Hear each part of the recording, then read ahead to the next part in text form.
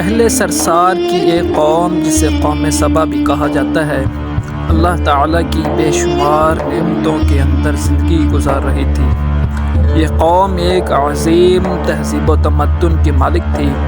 حضرت داؤد علیہ السلام اور حضرت سلیمان علیہ السلام کی باعظمت حکمتوں کے بعد ان کی حکومت زبان زد خاص و عام تھی۔ کہا جاتا ہے کہ یہ لوگ گندم کے مغز سے آٹا پیس کر روٹیاں پکاتے تھے، لیکن اس سے برعکس وہ اس قدر اسراف کرنے والے اور ناشکرے تھے کہ انہی روٹیوں کے ساتھ بچوں کا پخانہ صاف کرتے تھے۔ بعد ازاں ان آلودہ روٹیوں کو اکٹھا کرنے سے ایک پہاڑ بن گیا تھا۔ پھر ایک صالح نے وہاں سے گزرتے ہوئے ایک عورت کو دیکھا جو روٹی کے ساتھ بچے کے پخانے کے مقام کو صاف کر رہی تھی۔ اس شخص نے عورت سے کہا، تیرے اوپر افسوس، خدا سے ڈر، کہیں ایسا نہ ہو کہ خدا تیرے اوپر اپنا غضب ڈھائے اور تو اس سے اپنی نعمت چھین لے۔ اس عورت نے جواب میں مذاق اڑایا اور مغرورانہ انداز میں کہا، جاؤ جاؤ، گویا کہ مجھے بھوک سے ڈرا رہے ہو۔ جب تک سرسار جاری ہے مجھے بھوک سے کسی قسم کا کوئی خوف نہیں ہے۔ کوئی زیادہ عرصہ نہیں گزرا نہ تھا کہ اللہ تعالیٰ نے ان لوگوں پر اپنا غضب ڈھایا۔ پانی جو کہ زندگی کی بنیاد ہے ان لوگوں سے چھین لیا، یہاں تک کہ قحط نازل ہوا۔ بات یہاں تک پہنچ گئی کہ ان کے ذخیرہ کی ہوئی تمام غذا ختم ہو گئی۔ آخر کار وہ مجبور ہو گئے کہ انہیں آلودہ روٹیوں پر ٹوٹ پڑے جو ان لوگوں نے اکٹھی کر کے پہاڑ کی مانند ڈھیر لگایا ہوا تھا، بلکہ وہاں سے روٹی لینے کے لیے صف لگتی تاکہ ہر کوئی وہاں سے اپنے حصے کی روٹی لے سکے۔ قرآن نعمت، قحط اور ان کے بدحالی کے بارے میں متعدد روایات موجود ہیں۔ سورہ نحل کی آیت نمبر 112 اور 113 میں یوں ارشاد ہوتا ہے، اور اللہ نے ان بستی کی بھی مثال بیان کی ہے جو محفوظ اور مطمئن تھی، اس کا رزق ہر طرف سے باقاعدہ آ رہا تھا، لیکن اس بستی کے رہنے والوں نے اللہ کی نعمتوں کا انکار کیا تو خدا نے انہیں بھوک اور پیاس کا مزہ چکھایا، صرف ان کے ان اعمال کی بنا پر کہ جو وہ انجام دے رہے تھے۔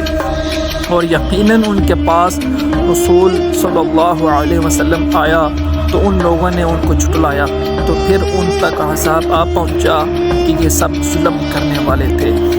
اس قوم سبا کے بارے میں ایک اور واقعہ بیان ہوتا ہے کہ ان لوگوں نے اپنی زراعت کو بہتر طور پر کاشت کرنے کے لیے پانی ذخیرہ کرنے کی خاطر پلک کے دو پہاڑوں کے درمیان ایک بہت بڑا بند معرب تعمیر کیا ہوا تھا۔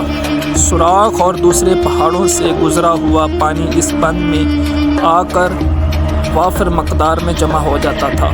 قوم سبا نے اس پانی سے صحیح طور پر استفادہ کرتے ہوئے وسیع و عریض اور بہت سی خوبصورت باغات لگائے اور کھیتی باڑی کو رونق بخشی۔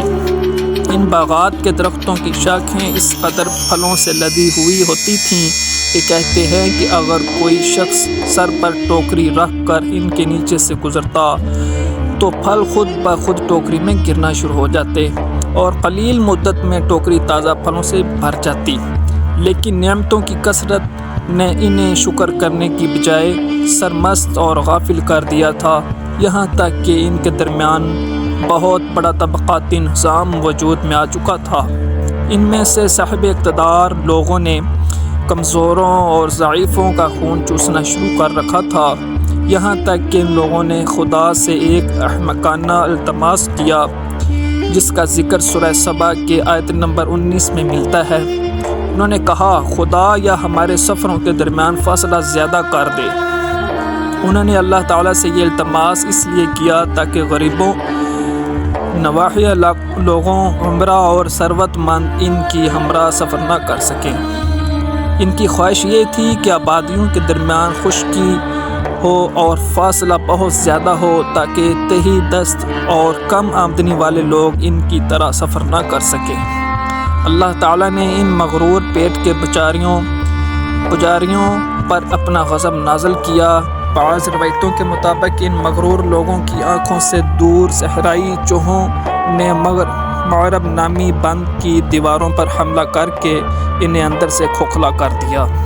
ادھر سے بارشیں زیادہ ہوئیں جن کی وجہ سے سیلاب آ گیا اور اس بند میں پانی بہت زیادہ اکٹھا ہو گیا۔ اچانک بند کی دیواریں ٹوٹیں، اس سے ایک بہت بڑا سیلاب آیا جس میں تمام دیہات، آبادیاں، مال مویشی، باغات، کھیتیاں، ان کے محل اور گھر پانی میں غرق ہو کر نابود ہو گئے۔ ان کے باغات اور زراعت میں صرف بیری کے درخت اور کچھ جھاڑیاں بچی تھیں۔ خوش الحان پرندے وہاں سے کوچ کر گئے تھے، جبکہ الوؤں اور کووں نے قوم سبا کے کھنڈرات میں اپنے گھونسلے بنا تھے۔ اس بات کا ذکر سورہ سبا کی آیت نمبر 15 اور 16 میں ملتا ہے، اور آخر میں سورہ سبا کی آیت نمبر 17 میں قرآن کریم میں اس واقعہ کا یوں نتیجہ نکالا ہے: یہ ہم نے ان کی ناشکری کی سزا دی ہے اور ہم ناشکروں کے علاوہ کسی کو سزا نہیں دیتے۔ تو دوستو، یہ بہت ہی ناشکری والی بات ہے کہ قوم سبا اپنے اعمال اسی بدعمالیوں کی وجہ سے تباہ ہو گئی۔